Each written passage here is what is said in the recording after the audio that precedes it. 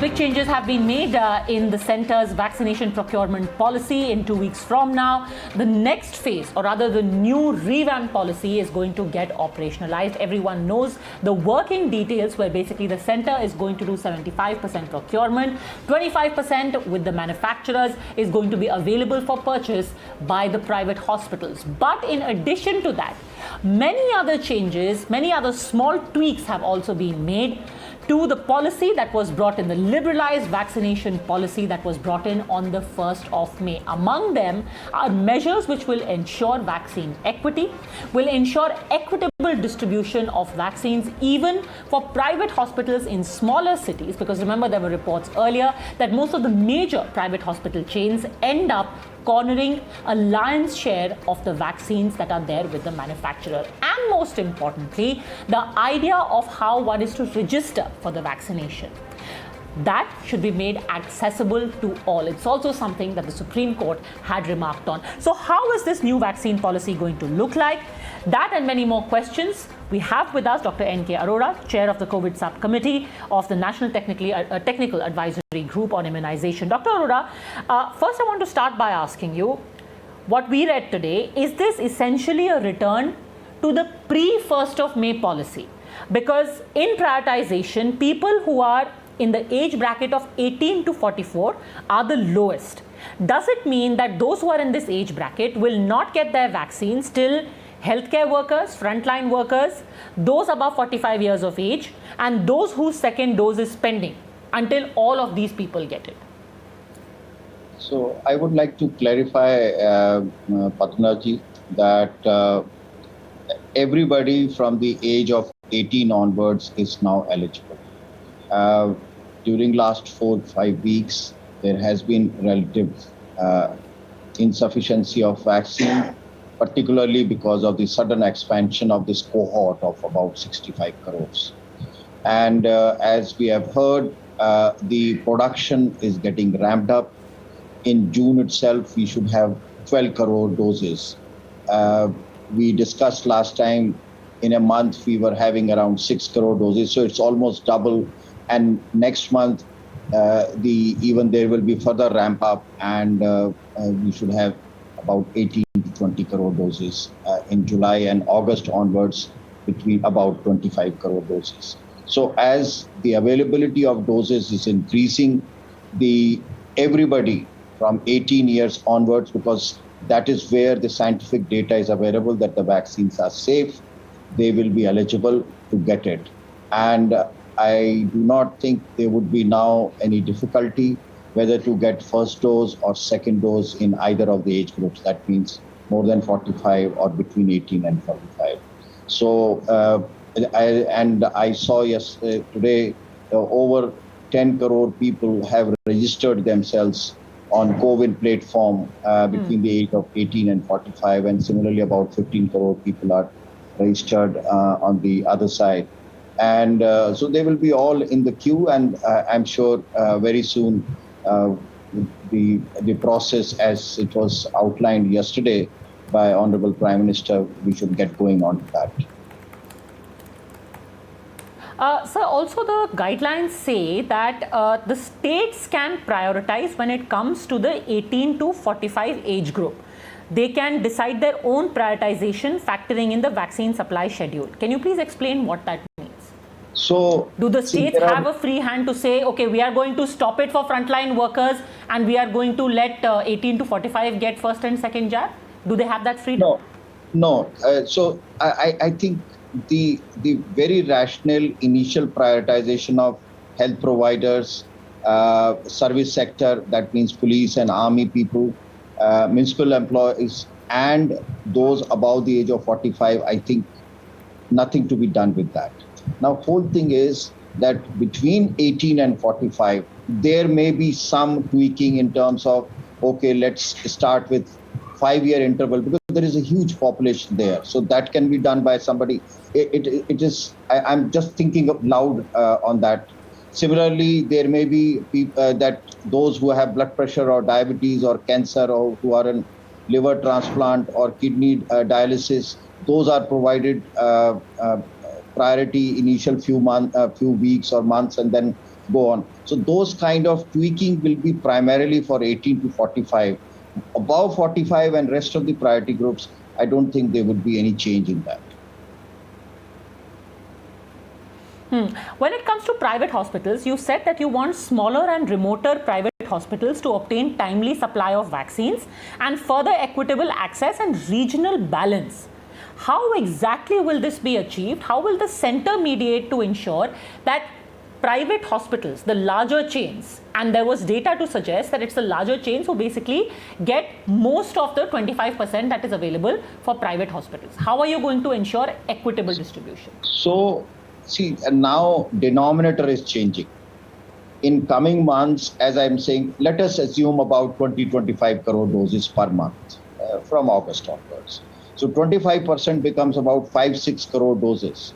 Private sector, whether they will be able to utilize that, and that was initially there were not such a large amount of vaccine was not available in 25%. So there were this distribution that it was mostly the big, large hospital chains.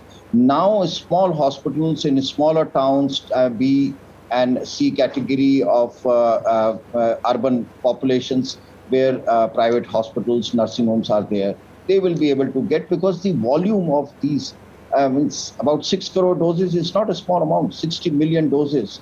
And each hospital will also have to see that what is their capacity, how much they can deliver, and this is monthly supply. Second thing is that I think a very good thing has been done, that the service charge has been fixed, because during last 4 weeks we saw a lot of things which were not very desirable, I would put it simply. And now there is rates are fixed. So from that perspective also, it is a good service provision private sector is providing. And if you remember, in somewhere in February, there was an announcement that private sector is going to have up to 20,000 immunization centers. Now, if private sector can come up with 20,000 centers, or even 15, or anywhere between 15 and 20,000, that will be a big boost, because government sector can come up to 100,000 centers. And these two forces are force multiplier, in the sense that we can rapidly immunize a very large population, while private sector will be mostly urban located. The government sector is mostly rural, and so they complement each other. And as we have heard repeatedly last time when I was talking to you, I said that 1 crore people per day have to be immunized. That's the target, at least. And I think that is how this partnership will bring in. So the volume of vaccines available for smaller hospitals and the private sector is much larger now, which was available for the whole country. Now it is just for private sector. Okay. By when do you think this 1 crore per day vaccination target you'll start to meet it? By end of this month? Yeah. So I would say from August onwards, we should be. Now, there are three things. I think we should not forget these three things. Number one, availability of vaccine. I think we should be able to have that. Second, the infrastructure to deliver the vaccine. And infrastructure is in place. We have routine immunization for pediatric, for children, and that is available. Rural, even the remotest part of the rural India, we have the infrastructure. Urban areas, private sector can take care of that to a very large extent. Now, the third thing is, which is very important, and I think a lot of effort is now being made, and I hear in all channels and everywhere, the whole issue of vaccine hesitancy and acceptance and demand from the community. We need to work really, because this may become a bottleneck. If you have the infrastructure, you remember in April, first week and second week, we had 75,000 immunization centers. That means we should have been immunizing at least 7 to 8 million individuals every day. But maximum we reached about 4.5. So this infrastructure is existing. Iske hote hue bhi agar log nahi aayenge, then it becomes a issue that we have to mobilize people. Sir, may I interrupt you? From your studies over the last 6 months, has the government been able to put a fix on what are the main reasons for hesitancy? Is it because of the adverse effects, misinformation about adverse effects? Is it religious reasons? Is it lack of information? What are the main factors, if you could tell them?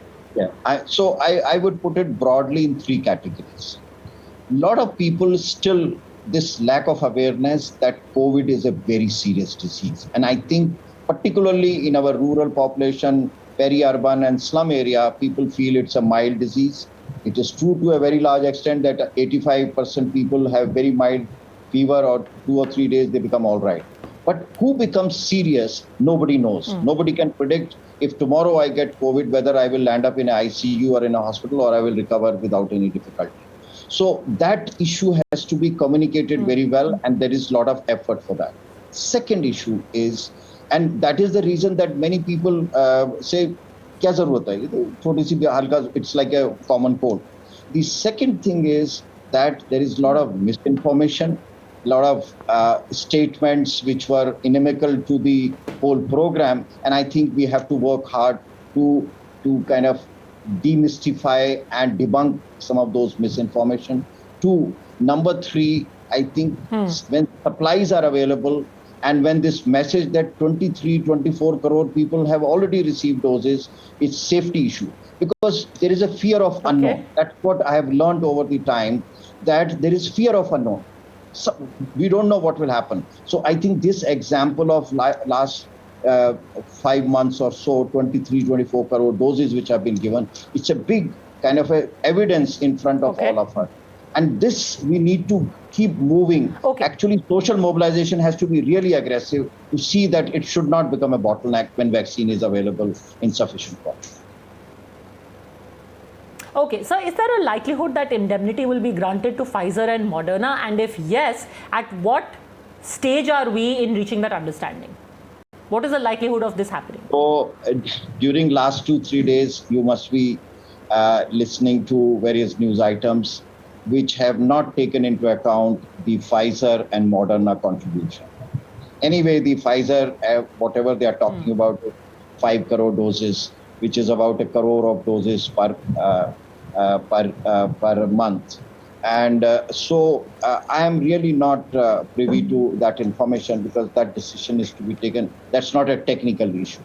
It is, and I must say here, there are two very important things. One, we have our own DNA vaccine, which is likely to come in the next few weeks. The trial is over, and I think the data is to be presented. The second is, we have got our own mRNA vaccine, because that is a very closely guarded technology. And India is getting our own mRNA vaccine. The trial is entering into phase 2 in next few days. And this vaccine actually is more appropriate for us, temperature-wise, 2 to 8 degrees. And we don't know how many doses will be required, maximum 2, but there is a possibility one single dose may also work. So I think what we are talking today is not assumption. And the amount of the doses which we are going from Pfizer, you can imagine 5 crore doses, mostly it will be used up in private sector or in urban areas because of the storage issues. Moderna is they have clearly said before first quarter of 2022, they are not available. So that is what I understand. The other issue which you are talking about, I do not know. These are not very lucrative options for us in terms of their timeline and also in terms of the volumes that they are providing to us. Now, sir, a lot has been said about the gap between the 2 doses of Covishield. For special cases, the exception has been made of reducing the gap between the 2 doses to 28 days from 84 days.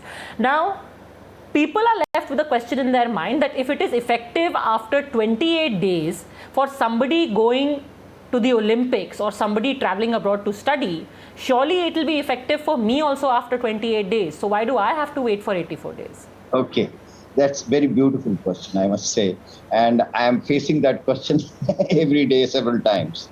The issue is this 28 days has been done primarily to facilitate our young friends who want to go out for education. There was a huge demand for that. And the parents were really worried because Covaxin is still not emergency use listed with WHO, so that is not accepted. and it might take some time, and that is the whole reason that the second dose of Understood. Covishield. But sorry to interrupt you. If I may make an interjection, the point is that we were told that studies suggest that the efficacy of the second dose, goes up when it is administered after 12 to 16 days. So if we are giving it to people who are traveling abroad to study or work or Olympics after just 28 days, aren't we reducing the efficiency? The efficacy? Yeah, and the honest answer is yes. In terms of overall, the data suggests that if it is given at 4 weeks to 6 weeks or 8 weeks, it is somewhere around 60%. When it is given at 12 to 16 weeks, it is about 75 to 80%. The data. Now I must just give me a little bit of time to explain, because this concern of variant, its ability to take care of the variant, the Delta variant, which is the dominant variant at the moment. There are one study which has been published last week, which is from PGI Chandigarh, that breakthrough infection after 2 doses of Covishield versus 1 dose of Covishield is similar. And this data is mostly from the epidemic outbreak period.